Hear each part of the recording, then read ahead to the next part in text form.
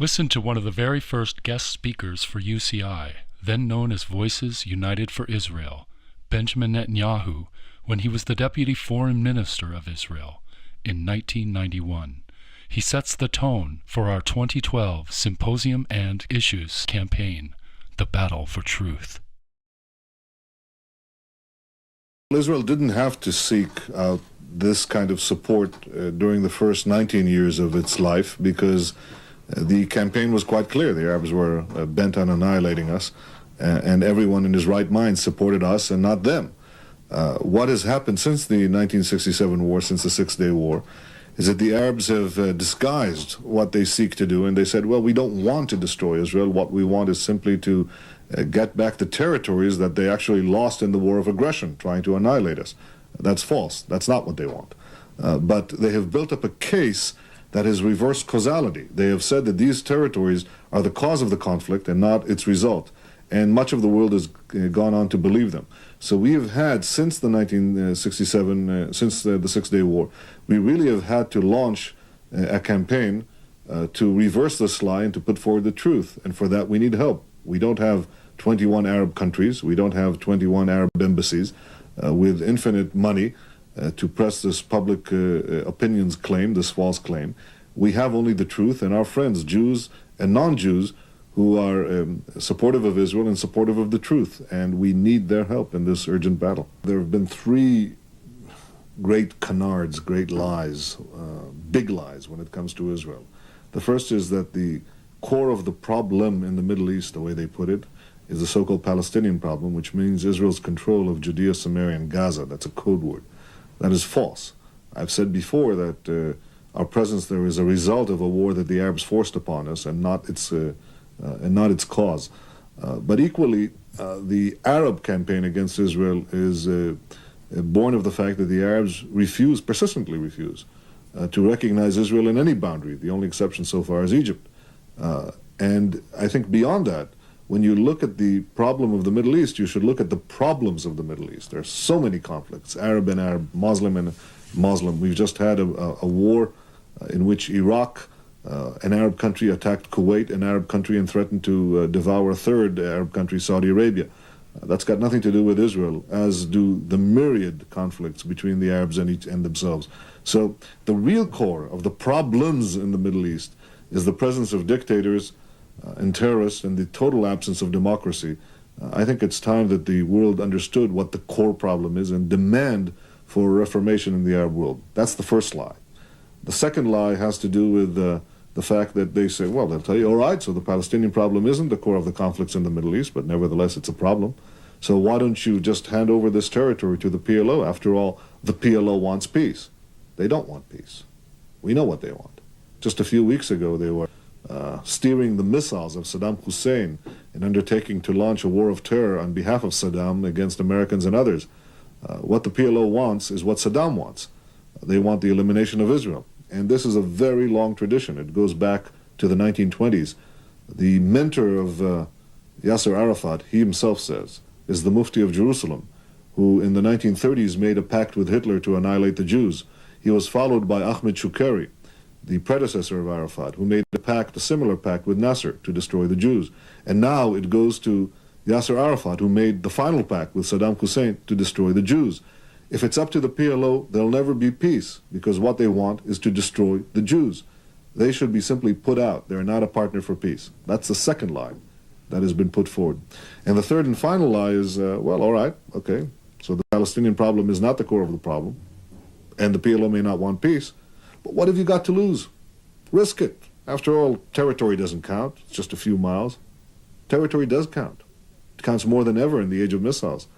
Because when these missiles hit Israel, it can obstruct the time that we need to mobilize our 3/4 of the army, which is reservists. It could take us a week instead of 2 to 3 days. Imagine starting that war and starting that mobilization on the suburbs of Tel Aviv or on the banks of the Jordan. It makes a hell of a difference. In fact, it makes all the difference. So I think these three great lies, that the PLO wants peace, that the core of the problem is the Palestinian problem, and that territory doesn't count, these are the three untruths that have to be corrected. And they cannot be corrected by individual spokesmen alone. They must be taken up by an army of soldiers for truth. And I hope that the people who are listening to this will become soldiers in the most crucial battle of all, the battle for truth. I know that this is a very vast subject, but perhaps just in very broad terms, you could try to explain why it is that we perceive that Israel is constantly under negative attack. You know, nations get away with murder, mayhem, massacre. The world was very largely indifferent to Saddam Hussein gassing his own Kurdish citizens. But every incident in Israel comes under immediate, harsh, and usually negative scrutiny. It's like the world has this knee-jerk, automatic, unthinking set of harsh responses for everything that happens here. Why is that so? Well, I'm not sure it's the world. I think it's some of the media elites of the world and possibly some of the foreign chancelleries and ministries. I think my feeling is, and based on reactions that I've been getting from citizens from all over the world, is that the man in the street, so to speak, or the man before the tube, even the man before these hostile and often prejudicial television sets, has a pretty good feeling of who is right and who is wrong. And Israel enjoys a lot of support in the broad stream. But you're quite right, there is an adverse attitude towards Israel on the part of the elites in many parts of the world. Why is that? It's a combination of things. It could be the post-Vietnam syndrome, the application of the colonialist model where it doesn't belong. Who are the colonialists here? The Jews or the Arabs? Who conquered all of North Africa, brutalized peoples? Who conquered the Middle East? Who went insofar as to Europe and in the gates of Paris? It's the Arabs. And I suppose there is a large process of decolonizing the Arab conquests. And that is what Israel is doing when it comes back to the ancient homeland, which was left barren by the Arabs, left unpopulated. When my great-grandfather came here almost 100 years ago, believe me, there were very few Arabs. There was nothing here. And we built it up, and the Arabs migrated as a result, many of the Palestinians who are here. Well, people forget that history. And I suppose that the elites in particular are susceptible to slogans and not to a tough scrutiny of the facts. I think, too, there is perhaps a problem with Jewish power.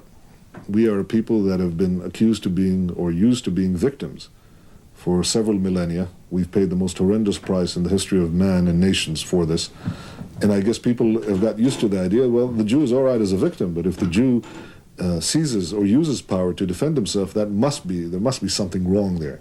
And I think that is an adjustment that will take some time for the world to adjust to. And thirdly, I think that in addition to everything else, there is a battle going on, and the Arabs have understood this.